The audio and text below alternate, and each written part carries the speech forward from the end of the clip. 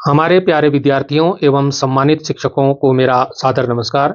मित्रों, आप सबका स्वागत है आपके अपने चैनल पर। आज हम एनसीईआरटी की कक्षा 9 की नई हिंदी पाठ्य पुस्तक गंगा के काव्यखंड से पाठ 10 भारती जय विजय करे को पढ़ने जा रहे हैं। यह महान छायावादी कवि सूर्यकांत त्रिपाठी निराला जी द्वारा रचित देश प्रेम और राष्ट्रीय चेतना से ओतप्रोत एक अत्यंत प्रेरणादायक कविता है। क्या आप जानते हैं कि निराला जी ने भारत भूमि की प्राकृतिक सुंदरता को किसी साधारण जमीन का टुकड़ा नहीं बल्कि एक साक्षात देवी भारत माता के रूप में चित्रित किया है।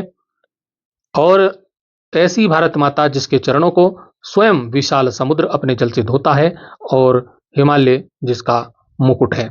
तो आइए पाठ को कविता को पढ़ने से पहले सबसे पहले हम सूर्यकांत त्रिपाठी निराला जी के जीवन परिचय से अवगत हुए और जाने कि निराला जी कौन थे, कैसे कवि थे। मित्रों, सूर्यकांत त्रिपाठी निराला जी का जन्म 1899 में बंगाल के महिसादल में हुआ।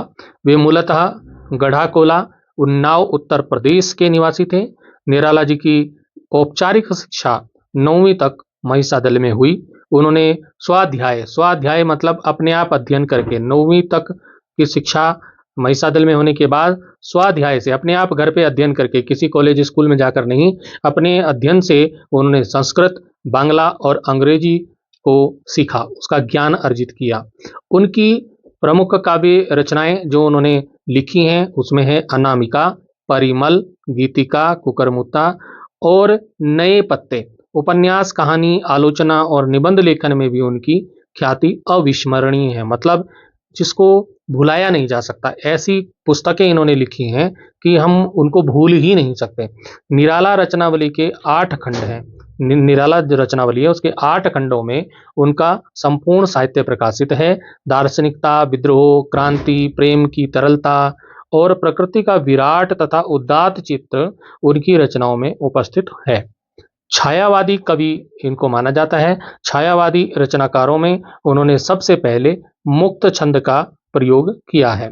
उपेक्षितों और पीड़ितों के प्रति उनकी कविताओं में गहरी सहानुभूति मिलती है। निराला जी का निधन 1961 में हुआ था। तो आप चीज को ध्यान रखिए कि छायावादी जो रचनाकार हैं उनमें सबसे पहले किसी ने मुक्त छंद की रचना की तो वो है निराला जी। ये चीज आपको याद रखनी है, ठीक है। इनकी रचनाएं जो है वो आपको याद रखनी है। इनका जन्म कहाँ हुआ था और इनकी मृत्यु कब हुई, इनका जन्म कब हुआ, ये चीज आपको याद रखना है। अब जिस कविता को आज हम पढ़ने वाले हैं, भारती जय विजय करे, कविता निराला जी की देश प्रेम से ओतप्रोत एक प्रेरणादायक रचना है।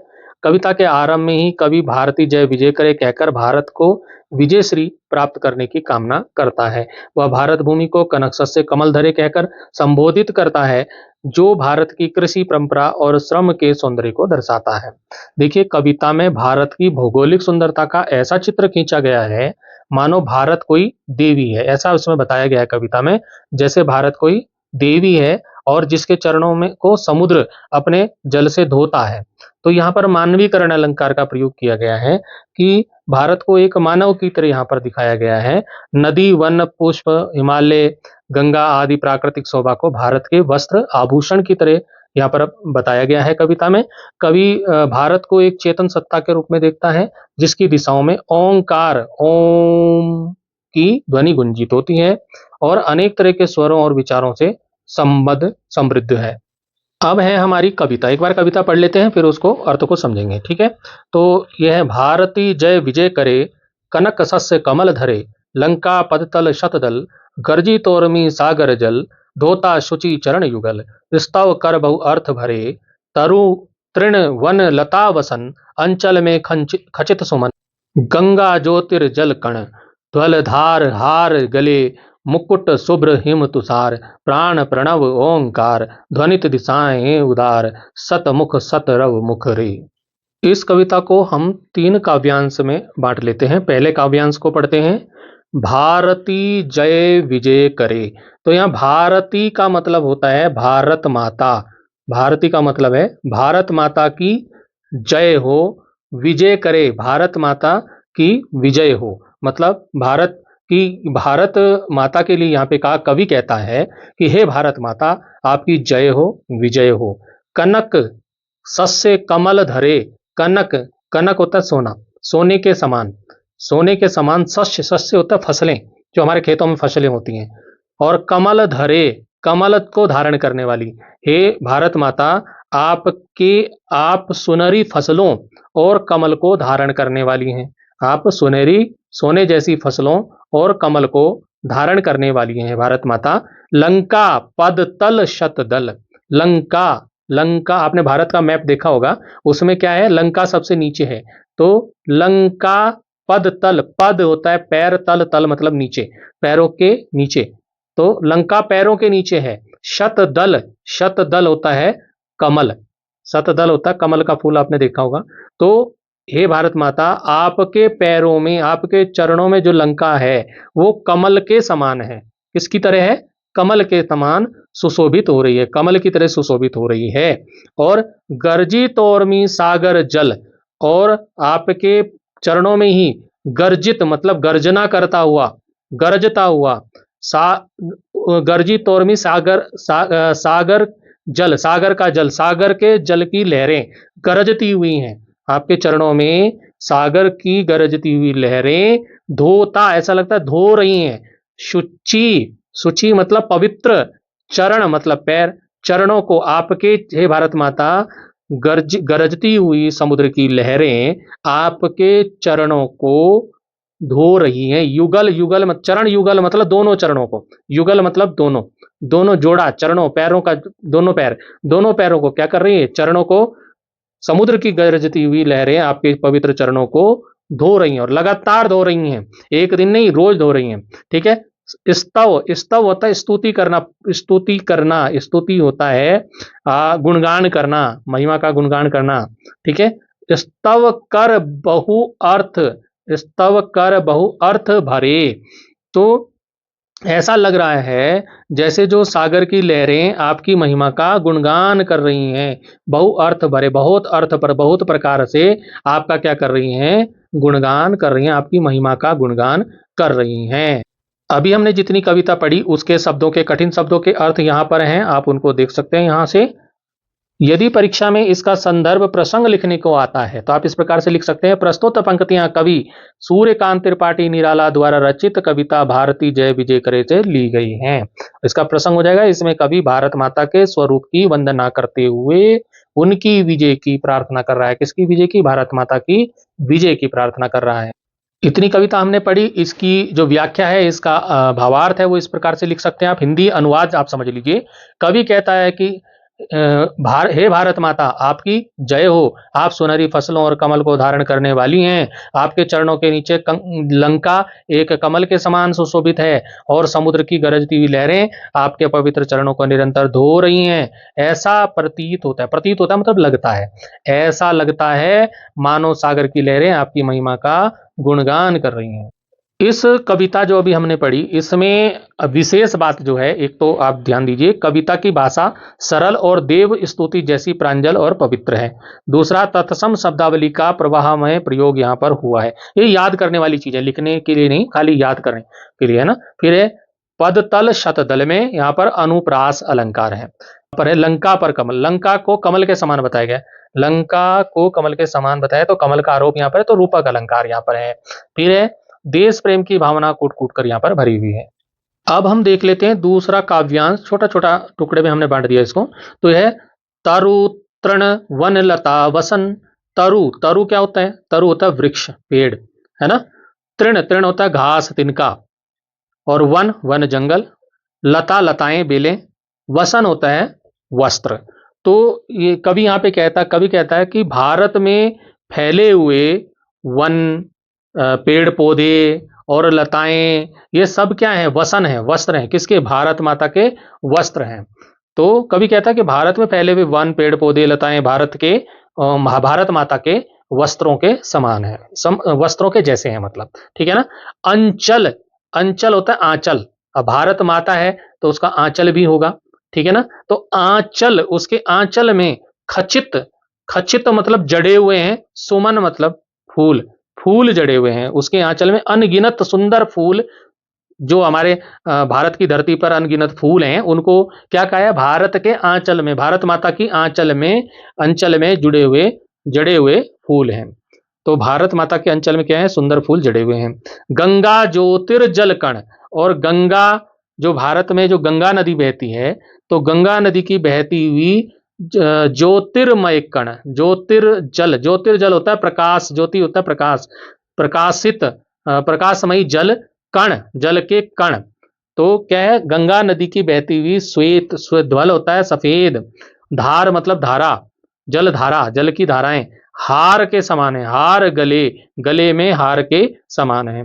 तो गंगा नदी की बहती हुई श्वेत और प्रकाशमयी जल धारा ऐसी लगती है जैसे भारत माता के गले में मोतियों का हार है। तो मोतियों का हार मतलब सुशोभित हो रहा है, सुंदर लग रहा है। तो इसमें जो कठिन शब्द है मैंने बता दिया, तरु, वृक्ष, तृण, तिनका, घास, वसन, वस्त्र, खचित होता है जड़े हुए, सुमन फूल, ध्वल सफेद, उज्ज्वल। अब इसका जो है संदर्भ वही रहेगा जो अभी पहले वाले में था, संदर्भ वही रहेगा। और यहाँ पे प्रसंग हो जाएगा कि इन पंक्तियों में भारत की प्राकृतिक सुंदरता को भारत माता के श्रृंगार के रूप में वर्णित किया गया है। इन लाइनों का हिंदी अनुवाद हो जाएगा कि कवि कहता है, भारत में फैले हुए वन, पेड़ पौधे और लताएं भारत माता के वस्त्रों के समान हैं, उसके आंचल में अनगिनत सुंदर फूल जड़े हुए हैं। गंगा नदी की बहती हुई श्वेत और प्रकाशमय जलधारा ऐसी लगती है मानो भारत माता के गले में मोतियों का उज्जवल हार सुशोभित हो। इसमें आपको जो विशेष बात याद रखनी है वो है, कवि ने प्रकृति का मानवीकरण कर दिया यहाँ पर, मतलब भारत माता को मानव की तरह को दिखा दिया, पेड़ पौधे सब मतलब मानवीकरण यहाँ पर कर दिया है। तो मानवीकरण करते हुए भारत को एक साक्षात देवी के रूप में प्रस्तुत किया है। भाषा भावात्मक है। यहाँ पर ध्वल, धार, हार, यहाँ पर अनुप्रास और रूपक अलंकार देखने को मिलता है। कविता की अगली पंक्तियां देखते हैं। मुकुट, भारत माता का जो मुकुट है, भारत माता है तो उसके सिर पे मुकुट मान लीजिए, मुकुट भी माना है तो मुकुट शुभ्र, शुभ्र होता है सफेद, हिम तुषार, हिम तुषार होता है बर्फ के कण, बर्फ के झीने कण। तो जो भारत माता का जो मुकुट है वो हिमालय की सफेद बर्फ भारत माता के मस्तक पर सजे हुए मुकुट के समान है। जो हिमालय की जो सफेद बर्फ है वो भारत माता का मुकुट जैसे है। तो प्राण प्रणव ओंकार, तो प्राण प्रणव ओंकार, प्रणव होता है ओम की ध्वनि, प्रणव, ओंकार मतलब ओम की ध्वनि। तो यहां पर क्या कहा है, कवि क्या कहता है कि भारत के प्राणों में, प्राण, भारत के प्राणों में प्रणव ओंकार, ओंकार का पवित्र जाप बसता है। ओम, यहाँ के लोग ओम का उच्चारण करते हैं ना, तो भारत के प्राणों में ओम का पवित्र जाप क्या होता है? गुंजित होता है, बसता है।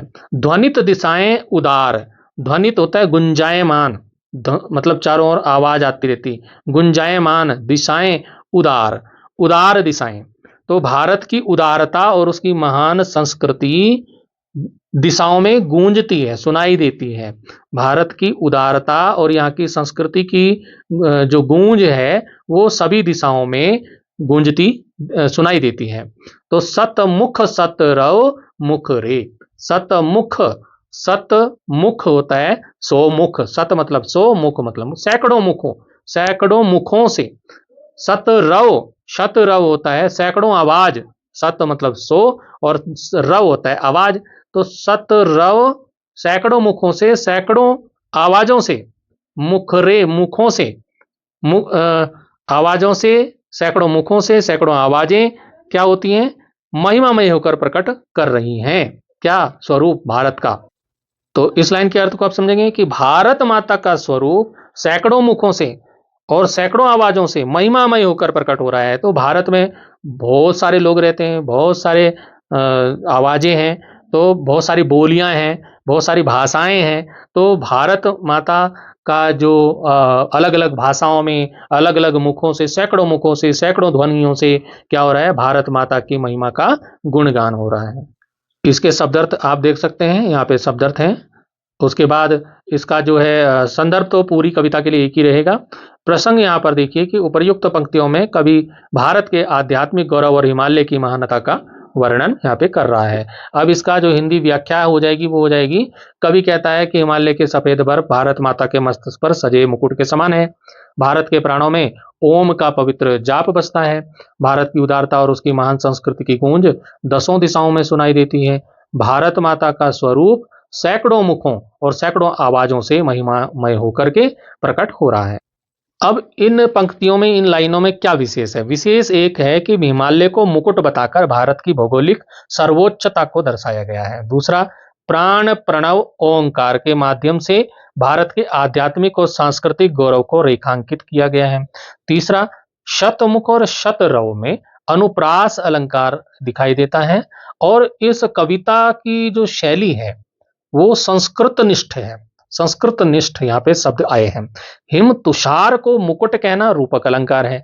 शतमुख शतरव में अनुप्रास अलंकार यहाँ पे आया है।